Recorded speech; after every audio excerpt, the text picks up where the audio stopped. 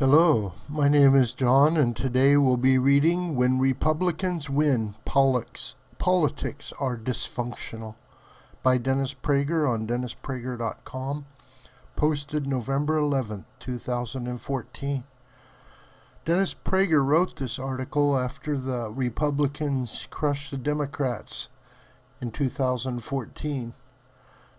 His column, written 2 years ago, prophesies a current hysteria of the left regarding the election of President Trump. Since the Bolsheviks inaugurated the first edition of their party newspaper, Pravda, the Russian word for truth, the left has shaped truth to serve its goals. On an individual level, there are plenty of progressives who are honest and plenty of conservatives who aren't. But truth is just not a left-wing value. Feminism, environmentalism, material equality, and fighting racism, sexism, homophobia, and Islamophobia are far more important. The myriad falsehoods-based hysterias unleashed by the left in our country, the alleged heterosexual AIDS epidemic in America, the number of homeless people, the number of deaths from anorexia, the current charges of war on women in our society and of a culture of rape on American college campuses, the immediate assertion that the killing of a black teenager in Ferguson, Missouri was caused by racist police, testify to the left's cavalier attitude toward truth. The latest shaping of truth is almost funny because the left's claims are so transparently self-serving. Since last Tuesday's elections, commentator after commentator on the left has declared American politics dysfunctional. When Democrats win by a landslide, the left regards a vote as testimony to the great message of the left and the good sense of the American people. Only when Republicans win by a landslide does the vote reflect dysfunction. Here is the first sentence of New York Times columnist Nicholas Kristof's post-election column. Let's face it, the American political system is broken.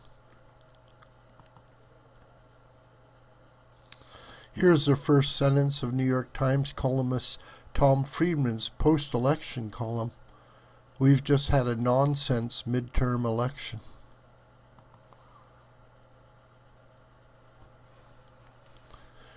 According to the left, the lopsided Republican win last Tuesday wasn't a repudiation of the Democratic Party, let alone of its belief in ever-expanding government.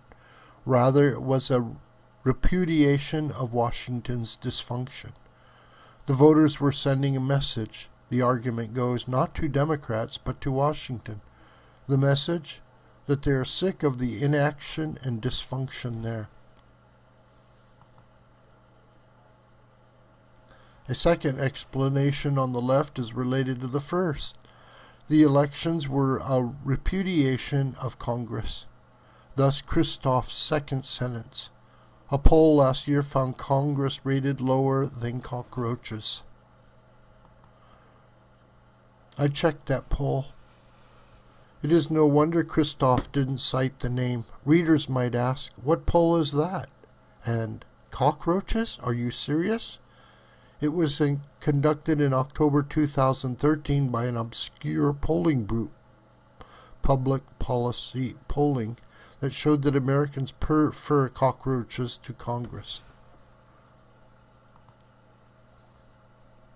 Does Kristof really believe that? Doesn't anyone not predisposed to believing in self-serving explanations not recognize how absurd that is? Who prefers cockroaches to Congress? And that poll gets even more absurd. Americans, it claims, have a lower opinion of Congress than hemorrhoids and even witches. But it was so important to Kristof to explain last week's vote as a rejection of Congress and Washington dysfunction that he favorably cited such transparent nonsense. Another example of the Democrats' dishonesty regarding the election is that of President Obama. As the Washington Post reported, despite saying repeatedly that his policies were on the ballot Tuesday, Obama insisted Wednesday that the message of the election wasn't a rejection of those policies.